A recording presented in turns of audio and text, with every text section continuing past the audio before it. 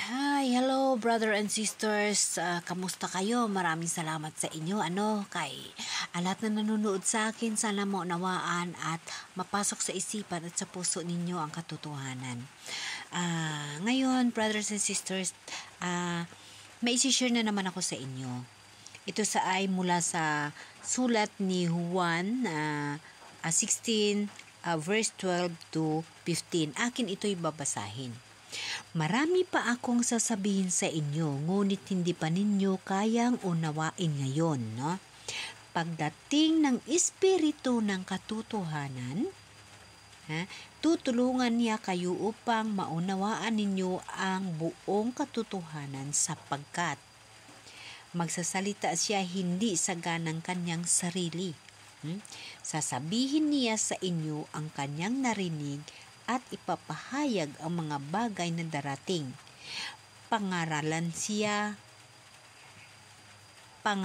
niya ako, sapagkat sa akin magmumula ang ipapahayag niya sa inyo. Ang lahat ng sa Ama ay akin. Kaya ko sinabi sa akin, magmula ang ipapahayag niya sa inyo. No? So, ang napapahayag sa atin ang Espiritu Santo. Diba? Ang napapahayag sa atin ang Espiritu Santo. Maliwanag na marami pa akong sasabihin sa inyo, ngunit hindi pa ninyo kayang unawain sa ngayon. No? Pagdating ng Espiritu Santo, ito siya ay sinabi ni Jesus Christ noong buhay siya at tumuturo siya sa mga tao. No? Nung panahon na yung tumuturo siya, yun ho ang sinabi niya. No? Marami pa akong sasabihin sa inyo, ngunit hindi pa ninyo kayang unawain ngayon. No? Pagdating ng Espiritu ng Katotohanan, tulungan niya kayo upang maunawaan ninyo ang buong katotohanan. Tama? Diba guys, si Lord Jesus Christ, yun sinabi niya, no? Noong panahon, pag sinabi niya yung gano'n na diretso sa mga tao, hindi ho mauubos ang mga tao sa buong mundo ho, pag siya mismo yung mag-share ng katotohanan. Ang marami pa siyang sasabihin, marami pa siyang plano, marami pa siyang dapat sasabihin sa buong tao, no? Marami pa. Ito kasi ibinanggit niya ito habang nagtuturo siya sa mga tao. So marami pa siyang dapat sasabihin, pero hindi pa kayang unawain ng tao. Number one guys, nung panahon, napakarami ng tao sa mundo. Di ba? Nung napakatao si Jesus Christ. So pag sinabi niya ito dito sa isang grupo, just example, how about naman sa ibang grupo? How about sa ibang lugar? Di ba hindi niya masasabi lahat? Yung kanyang sasabihin, hindi lahat na tao ay masabihan kasi nag-iisa lang si Jesus Christ. Tao siya, di ba? Nagpakatao siya, di ba? So, hindi niya kaya sasabihin yun lahat-lahat sa mga tao. Kaya nga sinabi niya dito na pagdating ng Espiritu ng Katotohanan, tutulungan niya kayo upang maunawaan ninyo ang buong katotohanan. Kasi guys, nung namatay si Jesus Christ, iniwan niyo yung kanyang Espiritu sa buong tao, sa buong katawan. Ang Espiritu ng Diyos nasa sayo. Ang Espiritu ng Diyos nasa sa akin. Nasa atin ang Espiritu Santo. Iniwan ni Jesus Christ noong namatay na siya. Kaya nga sinasabi niya, marami pa akong sasabihin sa inyo, ngunit hindi pa ninyo kayang unawain sa ngayon. Di ba? Sinabi niya yun. Siya mismo ang nagpropesiya niyan. Siya mismo ang nagsabi niyan. Marami pa siya sana sasabihin, kaso lang, kung baga, limitado sa oras, limitado sa time, hindi kaya i-spread ang dapat niyang sasabihin kasi alam mo naman, pag, just example ngayon, pag sinabi mo ngayon sa isang taong ganito, nasabihin yung ganito, ito lang yung words na sinabi mo, pagdating doon, may mga dugtong yun, may mga kulang pa yun, o diba? Kaya nga, iniwan niya, nandito ang Espiritu Santo, yun ang magpapaliwanag sa atin. Yun ho ang magturo sa atin ng katotohanan. Yun ho ang magtulong sa atin. Ang Espiritu ng Diyos. Kasi inilagay niya talaga na pagdating ng Espiritu ng Katotohanan, tulungan niya kayo upang maunawaan ninyo ang buong katotohanan. Sapagkat nagsalita siya hindi sa ganang kanyang sarili. Sasabihin niya sa inyo ang kanyang narinig at ipahayag ang mga bagay na darating. O, di ba? Sa Espiritu, lagi nating nauunawaan ang mga bagay mula sa Diyos sa Espiritu. Kaya guys, malaking halaga sa buhay natin kung ang Espiritu ng Diyos sa iyo. Kung nandyan ang Espiritu sa iyo, panatilihin natin. Sabihin niya sa inyo ang kanyang narinig at ipahayag ang mga bagay na darating sa pararangalan niya ako sapagkat sa akin nagmula ang ipahayag niya sa inyo. Ang lahat ng sa Ama ay akin.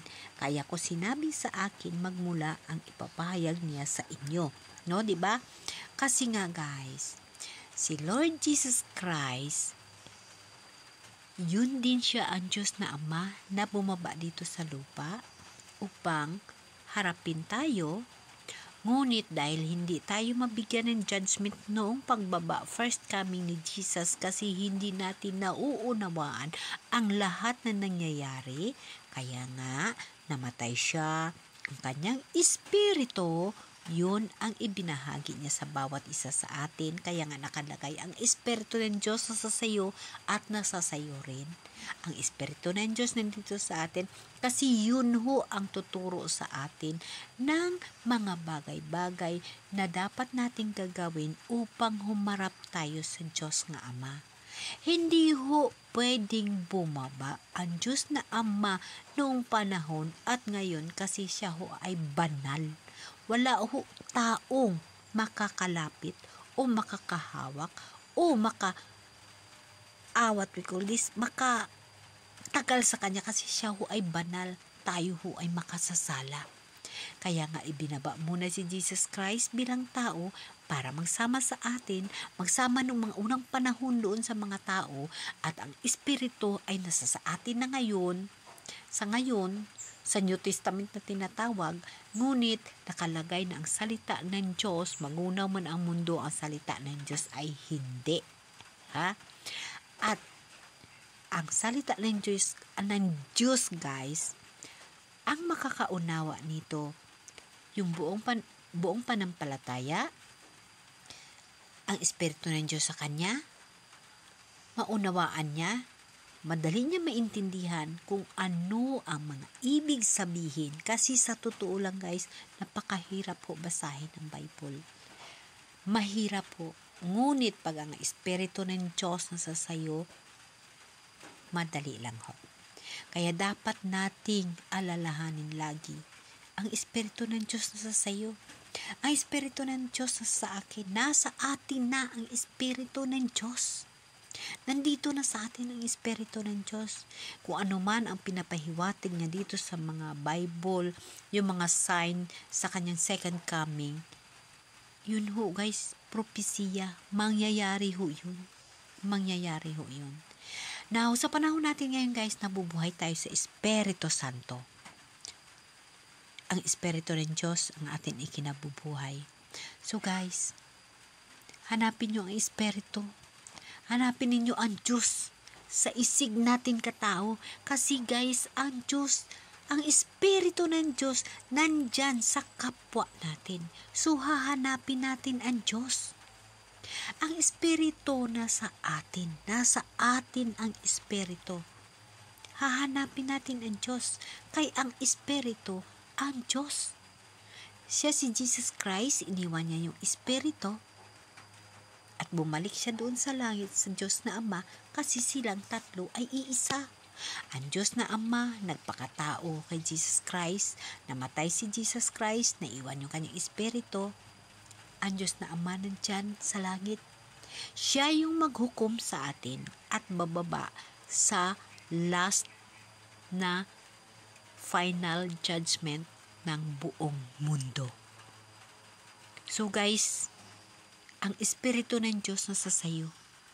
Hanapin mo ang Diyos. Nandyan sayo, nandito sa atin lahat. Hanapin mo ang Diyos. Ang Espiritu ng Diyos nasa sayo. Nasa kapwa natin guys. Amen? Amen. Hanapin mo si Jesus. Nandyan sa kapwa mo. Nandyan sa tabi mo.